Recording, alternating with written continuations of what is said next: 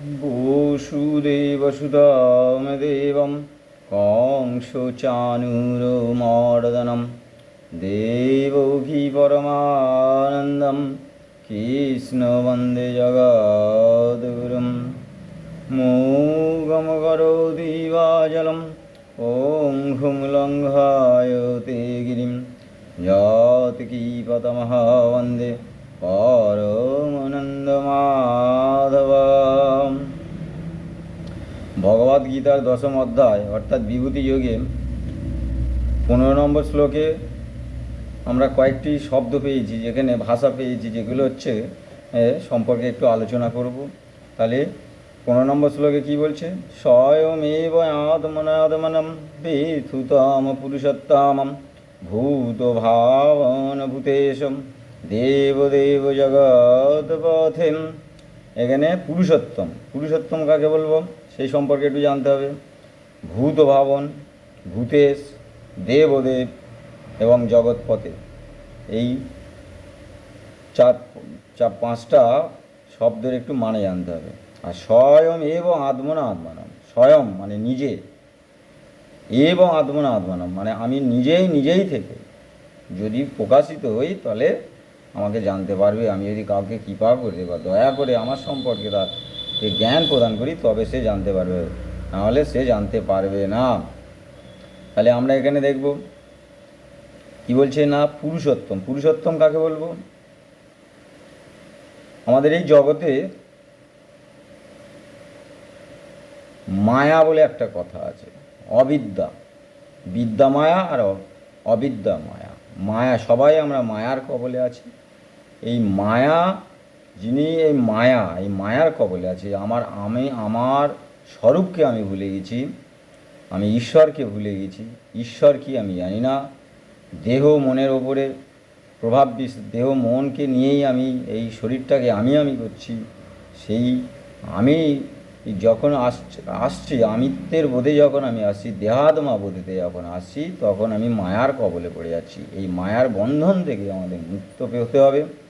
এই মায়ার বন্ধনের কবলে পড়ে মানে আমরা এই শরীর এবং মন দিয়ে যে ভালো মন্দ কর্ম করেছি, এবং সকাম কর্ম, নিষ্কাম কর্ম নয়, সকাম কর্ম, যে কর্মের ফল আমি ভোগ করব, এই মনোবাসনা নিয়ে কর্ম করেছি, তার ফল আমরা ভোগ করছি এই জগতে ভালো মন্দ।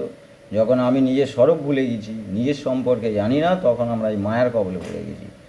আর সবচেয়ে অহং বুদ্ধি এসে গেছে সবটার ক্ষেত্রে, আমি আমার, এই মায়ার কবলে।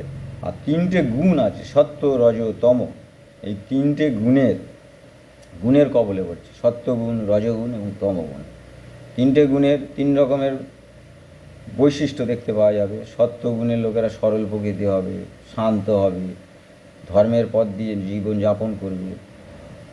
এবং তম এবং রজগুণের কর্মের লোকেরা হবে কি, এই তারা কর্ম মানে তাদের ইচ্ছা শক্তি প্রবল হবে, তারা এই কর্ম থেকে আরেকটা কর্ম করবে, একটা ব্যবসা থেকে আরেকটা ব্যবসা বাড়াবে, এইভাবে। আর তমগুণ মানে অজ্ঞান, আলস্য প্রকৃতি হবে, এবং নিজের ইচ্ছা মতন জীবনযাপন করবে, অসুর মনোবৃত্তি মনোভাব নিয়ে জীবনযাপন করবে। এই যে তিনটে গুণের খেলা চলছে, সৃষ্টি মানে এই তিনটে গুণ।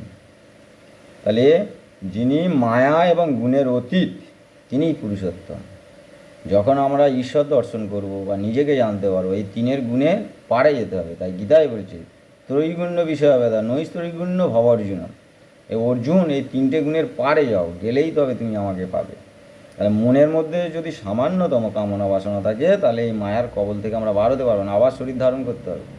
তাহলে এই জড়জাগতিক মায়া, এই যে আমি আমার, বিষয় সম্পত্তি থেকে আরম্ভ করে ব্যবসা বাণিজ্য সবটাই আমি আমার, কিন্তু এই আমি আমার থেকে বার হতে হবে, আর 3টে গুণের অতীত হতে হবে। তাই সেই ভগবান পুরুষোত্তম, তিনি এই 3টে মায়া এবং 3টে গুণের অতীত, তাই তাকে পুরুষোত্তম বলা হচ্ছে। আর ভূত ভাবনম কাকে বলবো? সমস্ত ভূত যা হইতে উৎপন্ন হয়েছে, এই জীব জগৎ যা উৎপন্ন হয়েছে, এই সমস্ত বিশ্ব ব্রহ্মাণ্ড যা উৎপন্ন হয়েছে, সেই সব ভূত জাত থেকে উৎপন্ন হয়েছে, তিনিই হচ্ছে ভূত ভাবন। আর একটা কি কথা বলছে না, ভূতেশ, ভূতেশ, যিনি, ভূতেশ কথার অর্থ ভূতেশ, যিনি সমস্ত ভূতের নিয়ামক। তাহলে ভূত ভাবন, যিনি, ভূত ভাবন বলতে এখানে বলা যাচ্ছে যিনি, যার হইতে বা যে শক্তির মাধ্যমে, সেই ভগবানের মাধ্যমে, ভগবানের হইতে যা কিছু এই সমস্ত ভূত, এই জীব জগৎ তৈরি হয়েছে, সৃষ্টি হয়েছে বা উৎপন্ন হয়েছে, তাকেই আমরা বলবো ভূত ভাবন। আর যিনি সমস্ত ভূত, আর ভূত ভাবনের মধ্যে শরীরের মধ্যে দিয়ে একটা জগৎ তৈরি হয়েছে, শরীরের মধ্যে ইন্দ্রিয়গুলো কর্ম করছে, ইন্দ্রিয়গুলো কাজ করতে পারছে, হ্যাঁ, সেই ভূত ভাবনকে না, সেই পরম আত্মা, সেই ভগবান, যিনি আমার হৃদয় গহ্বরের মধ্যে বসে আছেন, তাই তাকে ভূত ভাবন বলা হচ্ছে। আর যিনি সমস্ত ভূতের নিয়ামক, এই জীব জগৎ থেকে আরম্ভ করে সব কিছু নিয়ামক, আর কি বলছে, এবং রক্ষক, তাকেই বলা হচ্ছে ভূতেশ। আর দেবদেব কাকে বলবো? আমাদের যে 33 কোটি দেবতা আছে, তাদের মধ্যে হচ্ছে কি আদিত্য আছে, রুদ্র আছে, একাদশ রুদ্র, দ্বাদশ আদিত্য, একাদশ রুদ্র, এরম সব আছে, অশ্বিনী কুমারদ্বয়। আর হচ্ছে কি এরা এই যে এই যে 33 কোটি দেবতা আছে, এই যে মূল 33টা দেবতা, সেই 33টা দেবতা যারা আছে, তাদের দেবতাদেরও দেবতা যিনি, বা এই আমাদের যত দেবতা আছে, এই বিভিন্ন যে দেবতা বা দেবী আছে, তাদের যে দেবতারও দেবতা, তিনি দেবদেব। আর যিনি জগৎ পথে বা কাকে বলবো, যিনি সাধু হৃদয়ে, সাধু সজ্জন ব্যক্তি, যারা সাধু সন্তোষ, তাদের হৃদয়ে শুভকর্ম প্রবৃত্তি প্রদান করেন। তাহলে ভগবান কোনোদিন কারোর হৃদয়ে থেকে সমাজে বা জগতে অমঙ্গল সাধন কর্ম করার জন্য প্রবৃত্তি হন না। তিনি সবসময় সুকর্ম, শুভ কর্ম, মঙ্গল কর্ম, যা জগতের মঙ্গল হবে, যা সমাজের মঙ্গল হবে, যা তোমার মঙ্গল হবে, সেই শুভ কর্ম প্রদান করেন যিনি, তিনিই হচ্ছেন জগৎপতি। আর জগৎপতির আর একটা মানেই হচ্ছে যিনি এই বিশ্ব ব্রহ্মাণ্ডের মালিক, যিনি আমাদের ভরণ পোষণ করেন, আমাদের রক্ষা করেন, আমাদের পালন করেন, তিনি হচ্ছেন জগৎপতি। আর এই যে ভগবানের এই সূক্ষ্ম তত্ত্ব জানিতে হইলে আমাদের কি করতে হবে? জ্ঞানবান গুরুর কাছে উপদেশ নিতে হবে। এবং সৎ গুরু যাকে বলা হচ্ছে, তিনি জড়জাগতিক কামনা, জড়জাগতিক বিষয়ের প্রতি কোনো আসক্তি নেই, তিনি ঈশ্বর চিন্তা ছাড়া অন্য কিছু চিন্তা করেন না, এবং সেই গুরুর কাছে আমাদের উপদেশ নিতে হবে।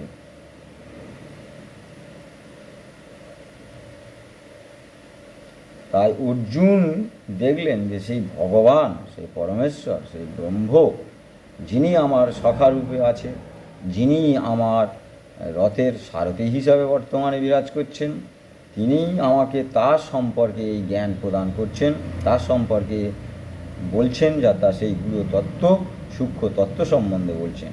তাই ভগবান সম্পর্কে যখন ভগবান নিজেই বলছে, সেই এই শ্লোকে বলছে স্বয়ং আত্মানম বেতুতম পুরুষোত্তমম, তুমি হে পুরুষোত্তম, তুমি তোমার নিজের কথা নিজের থেকে বলছো। তার আগে বলেছে অন্যান্য ঋষিরা, ভৃগু, দেবল, ব্যাস, আসিত, এইসব বিভিন্ন যে ঋষিরা তোমাকে বর্ণনা করেছে, ব্যাসদেব তুমিও তোমার কথা বলছো।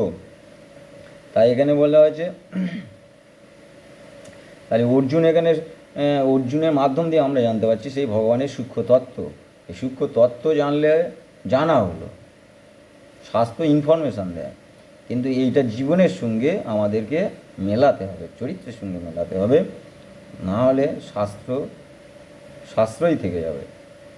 শাস্ত্রের থেকে আমরা আরও উচ্চতর জগতে যেতে পারবো না। সবটাই শাস্ত্রের ব্যাখ্যা দিয়ে, কচকচানি দিয়ে, শাস্ত্রের মাধ্যম দিয়ে অনেক কিছু খণ্ডন করা যাবে, অনেক কিছু যুক্তি খাড়া করা যাবে, কিন্তু যতক্ষণ না তোমার চরিত্রের মধ্যে, তোমার জীবনের মধ্যে, তোমার ইন্দ্রিয়গুলোর মধ্যে সেইগুলো প্রয়োগ না করছো যথাযথভাবে, ততক্ষণ তুমি ভক্ত হচ্ছ না বা জ্ঞানের আধারে প্রতিষ্ঠিত হতে পারছো না।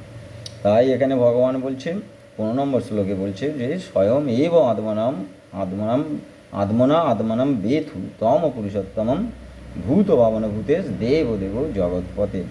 তাহলে যিনি হে পুরুষোত্তম, যদি আমরা এই শ্লোকের বাংলাটা বলি, অর্জুন সম্বোধন করছে ভগবানকে পুরুষোত্তম বলে, হে পুরুষোত্তম, হে ভূত ভাবন, হে ভূতেশ, হে দেবদেব, হে জগৎপতে, তুমি